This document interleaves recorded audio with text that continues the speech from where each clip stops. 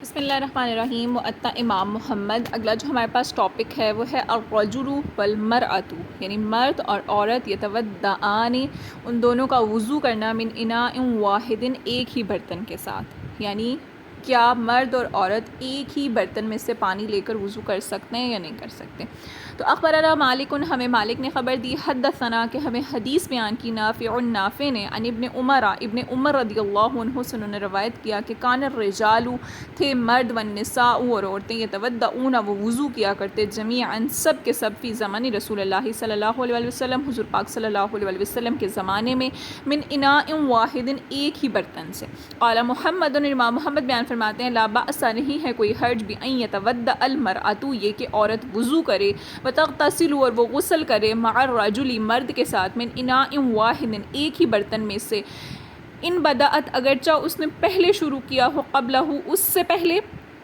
یعنی اگرچہ اس نے شروع کیا ہو اس سے پہلے، یعنی اپنے مرد سے پہلے، او بدأ، یا پھر اس مرد نے شروع کیا ہو، قبلہا، اس عورت سے پہلے، وہو قول ابی حنیفہ، اور امام ابو حنیفہ رحمۃ اللہ علیہ کا بھی یہی قول ہے۔ اچھا، یہاں پر جو ہے نا وہ 4-5 چیزیں جو ہے وہ آئیں گی۔ دیکھیں، سب سے پہلے تو یہاں پر کوشچن یہ پیدا ہو رہا ہے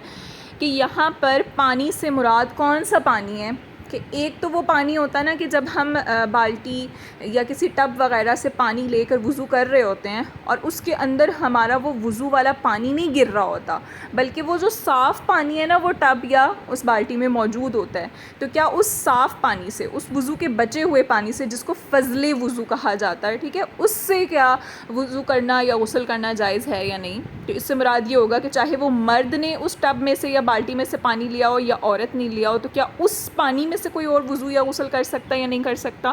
ٹھیک ہے، دوسری چیز یہاں پر یہ آتی ہے، کوئی مرد یا کوئی عورت وضو کر رہا تھا اور وہ جو وضو کر رہا تھا اس کے اعضاء سے، یعنی منہ کو دھونے سے یا ہاتھوں کو دھونے سے وہ پانی گر رہا تھا اور نیچے کسی بالٹی میں جمع ہو رہا تھا، تو کیا وہ جو جمع ہو رہا تھا پانی، اس پانی سے کوئی شخص جو ہے وہ وضو یا غسل کر سکتا ہے یا نہیں؟ تو اس کو کہا جاتا ہے آب مستعمل، ٹھیک ہے، مائع مستعمل بھی کہا جاتا ہے جس کو، تو کیا اس سے وضو یا غسل جائز ہے یا نہیں؟ اچھا، اب یہاں پر 2 مسئلے آ گئے، ایک تو ہو گیا فضلِ وضو سے وضو جائز ہوگا یا نہیں، اور ایک آ گیا مائع مستعمل سے پانی جو ہے وضو کرنا یا غسل کرنا جائز ہوگا یا نہیں ہوگا، ٹھیک ہے۔ پہلا مسئلہ جو ہے اس میں بھی بہت ساری صورتیں، اب دیکھیں کہ اگر کوئی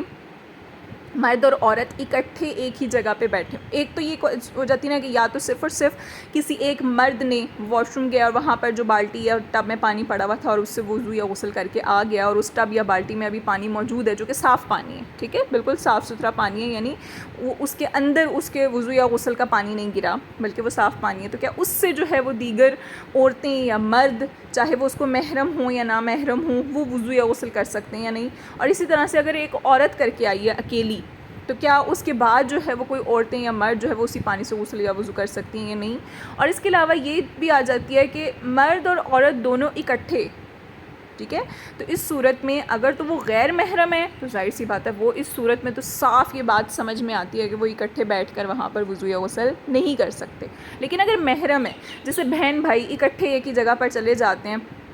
اور ایک ٹب میں سے جو ہے وہ 2 کوئی مگ لے لیں اور ایک اس سائڈ پہ بیٹھ کے وضو کر رہا ہو اور ایک اس سائڈ پہ بیٹھ کے وضو کر رہا ہو، یا 2 عورتیں اکٹھی بیٹھ کے کر رہی ہوں یا میاں بیوی کر رہے ہوں، تو کیا یہ جائز ہے یا نہیں جائز؟ تو ان صورتوں کی یہاں پر وضاحت کی گئی ہے، ٹھیک ہے۔ کہتے ہیں اگر برتن میں پہلے سے کسی شخص کے وضو کا بچا ہوا پانی موجود ہے تو کیا اس پانی کے ذریعے وضو کیا جا سکتا ہے، جس کو فضلِ وضو کہا جاتا ہے، ٹھیک ہے۔ دوسرا مسئلہ یہاں پر یہ کہ انسان کے وضو کرنے کے دوران جو پانی اعضائے وضو سے جدا ہو کر گرتا ہے، کیا اس پانی کے ذریعے سے کوئی شخص وضو کر سکتا ہے؟ اب اس کو مائع مستعمل کہتے ہیں، ٹھیک ہے۔ 2 مسئلے جو میں نے آپ کو بتا دیے یہاں پر مین آ رہے ہیں۔ ان دونوں میں سے جو پہلی قسم ہے، یعنی جو فضلِ وضو والا ہے،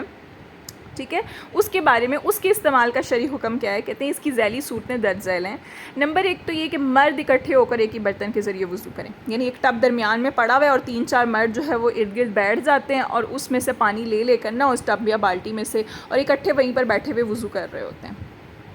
ٹھیک ہے۔ دوسرا یہ کہ عورتیں اکٹھی ہو کر ایک ہی برتن کے ذریعے سے وضو کریں، درمیان میں کوئی ایک ٹب بالٹی وغیرہ پڑی ہے اور اس میں سے وہ اپنے اپنے مگ میں سے جو ہے وہ پانی نکال کے اکٹھی بیٹھ کے وہاں پہ وضو کر رہی ہیں۔ تیسری صورت یہ ہو جاتی ہے کہ مرد اور عورت اکٹھے ایک ہی برتن کے ذریعے وضو کریں، بشرط یہ کہ وہ ایک دوسرے کے محرم ہوں، یعنی درمیان میں ایک بالٹی یا مگ جو ٹب وغیرہ کچھ پڑا ہوا ہے اور اس میں سے ایک طرف باپ بیٹھا ہوا ہو، بھائی بیٹھا ہو، بہن بیٹھی ہو، ماں بیٹھی ہو، سارے اکٹھے ایک ہی جگہ پہ بیٹھ کے وضو کر رہے ہوں، تو کیا ان صورتوں میں اکٹھے اس طرح سے بیٹھ کر وضو کرنا جائز ہے یا نہیں؟ تو اس صورت میں وضو کا ہے یہاں پر، ٹھیک ہے، غسل کا نہیں ہے، ایک چیز یاد رکھیے گا، کیونکہ مرد کا مرد کے سامنے برہنہ ہونا، عورت کا عورت کے سامنے برہنہ ہونا یہ جائز نہیں ہے، صرف میاں بیوی ایسے ہیں جو ایک دوسرے کے سامنے برہنہ ہو سکتے ہیں، ٹھیک ہے۔ تو ایک چیز یہ یاد رکھیے گا کہ یہاں پر ہم وضو کا ذکر پڑھ رہے ہیں، تو اس صورت میں وہ اگر اکٹھے بیٹھ کے وضو کر رہے ہیں تو یہ جائز ہے، تمام علماء کے نزدیک جائز ہے، کسی کا بھی اس کے بیچ میں کوئی بھی اختلاف موجود نہیں ہے، کہتے ہیں ان تینوں صورتوں کے جواز پر علماء کا اتفاق ہے۔ چوتھی صورت یہ آ جاتی ہے کہ عورت ایک برتن سے وضو کرتی ہے اور اس برتن میں پانی بچ جاتا ہے، کیا اس پانی کے ذریعے وضو کیا جا سکتا ہے؟ کہتے ہیں احناف، شوافی اور مالکیہ، یعنی امام ابو حنیفہ، امام شافی، امام مالک کے نزدیک عورت کے فضل وضو سے مرد وضو کر سکتا ہے، جبکہ جو بعض علماء ہیں نا ان کے نزدیک جو ہے وہ عورت کے فضل وضو یعنی کہ جو وضو کا بچا ہوا پانی ہے نا اس سے مرد وضو نہیں کر سکتا، تاہم کوئی عورت یا بچہ وضو کر سکتے ہیں، نیز اس پانی کے ذریعے کسی نجاست کو بھی زائل کیا جا سکتا ہے۔ ایک روایت کے مطابق یہ امام احمد کا مذہب ہے اور ابن حزم بھی تقریباً اسی بات کے قائل ہیں، یعنی چوتھی جو صورت ہے اس میں اختلاف آ گیا کہ عورت نے ایک برتن سے وضو کیا اور یعنی کہ ٹب میں سے سمجھیں بالٹی میں سے پانی لے کر اس نے وضو کیا، اب وہ آدھی بالٹی یا آدھا ٹب تقریباً بچا ہوا ہے، تو کیا اس کے بیچ میں سے کوئی اور کر سکتا ہے یا نہیں کر سکتا؟ تو تین علماء تو اس بات پہ متفق ہیں کہ کوئی بھی جا کر وہاں پر وضو یا غسل اس پانی سے کرنا چاہے تو کر سکتا ہے، جبکہ امام احمد اور ابن حزم اور کچھ بعض علماء یہ کہتے ہیں کہ نہیں، عورت کے بچے ہوئے پانی سے جو ہے وہ عورت یا بچے کر سکتے ہیں وضو یا غسل، یا اس کو کسی نجاست وغیرہ کے لیے یا کپڑے وغیرہ دھونے کے لیے یعنی اس طرح کی چیزوں کے لیے یا پخانہ پیشاب وغیرہ کے لیے استعمال کیا جا سکتا ہے۔ پانچویں صورت یہ آ جاتی ہے کہ مرد ایک برتن سے وضو کرتا ہے اور برتن میں پانی بچ جاتا ہے، تو اس پانی کے ذریعے سے دوسرے لوگ وضو کر سکتے ہیں، اب خواہ وہ مرد ہوں یا عورتیں ہوں، بلکہ علامہ ابن عبد البر لکھتے ہیں کہ اس بارے میں علماء کا اجماع ہے، یعنی مرد کے بچے ہوئے پانی سے کوئی بھی وضو کر سکتا ہے، اس کے بیچ میں کوئی بھی اختلاف موجود نہیں ہے، لیکن چھوٹا سا اس میں یہ آ جاتا ہے، کہتے ہیں اس طرح امام نووی لکھتے ہیں کہ اس مسئلے کے بارے میں اہل علم میں سے کسی ایک کی اختلافی رائے سے بھی میں واقف نہیں ہوں، اچھا ٹھیک ہے، اس پانچویں پوائنٹ میں یعنی کسی کا بھی کوئی اختلاف نہیں پایا جاتا، یعنی سب کا اس پر اتفاق ہے۔ اب دوسرا مسئلہ مائع مستعمل کا آ جاتا ہے، کہتے ہیں جب کوئی شخص وضو کرے تو اس کے اعضاء سے مس ہو کر نیچے گرنے والے پانی سے کوئی اور شخص وضو کر سکتا ہے یا تو نہیں کر سکتا، تو کہتے ہیں فقہا کی اصطلاح میں ایسے پانی کو آب مستعمل یا مائع مستعمل کہتے ہیں۔ اس پانی کا حکم یہ ہے کہ اس بارے میں فقہا کے درمیان اختلاف پایا جاتا ہے، تین طرح کا آ جاتا ہے۔ پہلے بعض یہ کہتے ہیں کہ یہ پانی نجس ہے یعنی ناپاک ہے، امام ابو یوسف اسی بات کے قائل ہیں، اور ایک روایت کے مطابق امام ابو حنیفہ رحمۃ اللہ علیہ کا فتویٰ بھی یہی ہے۔ دوسری چیز یہ کہ یہ پانی پاک ہے تاہم اس کے ذریعے سے طہارت حاصل نہیں کی جا سکتی، یعنی وضو اور غسل دوبارہ نہیں کیا جا سکتا۔ فقہ حنفی میں اسی بات پر فتویٰ دیا گیا ہے اور شوافی کا مسلک بھی یہی ہے کہ وہ پانی پاک تو ہے لیکن اس سے دوبارہ وضو اور غسل نہیں کر سکتے۔ اب بعض یہ جو کہا گیا نا کہ کچھ رائے جو ہے وہ امام اعظم ابو حنیفہ کی اس بارے میں یہ کہ وہ پانی ناپاک ہے، تو ہو سکتا ہے وہ احتیاط کے پیش نظر انہوں نے یہ بات کہی ہو کہ بعض اوقات اگر کوئی شخص وضو یا غسل کر رہا ہوتا ہے تو اس صورت میں ہو سکتا ہے اس کے جسم پر کوئی ایسی گندگی نجاست وغیرہ لگی ہوئی ہو، تو اس وجہ سے وہ پانی اگر کسی جگہ پر جمع ہو رہا ہے، جیسے کہ فار ایگزامپل اگر کسی عورت تھی اس کے جسم پر جو ہے وہ بچے نے پیشاب کیا ہوا تھا، ٹھیک ہے، یا وہ جیسے آپ لوگ دیکھیں کھیتوں میں یا کہیں کام کرنے گئی ہوئی تھی، ہو سکتا ہے اس کے جسم پر کوئی ایسی گندگی نجاست موجود ہو، تو اب جب وہ غسل کرتی ہے تو ہو سکتا ہے کہ اس میں سے کچھ نہ کچھ گند وہاں پر نکل کر اسی پانی میں جمع ہو جائے، تو اس وجہ سے اس حکم میں یہ آ سکتا ہے کہ امام اعظم ابو حنیفہ نے اس کو ناپاک قرار دیا ہو، ٹھیک ہے، لیکن ورنہ وہ پاک ہے۔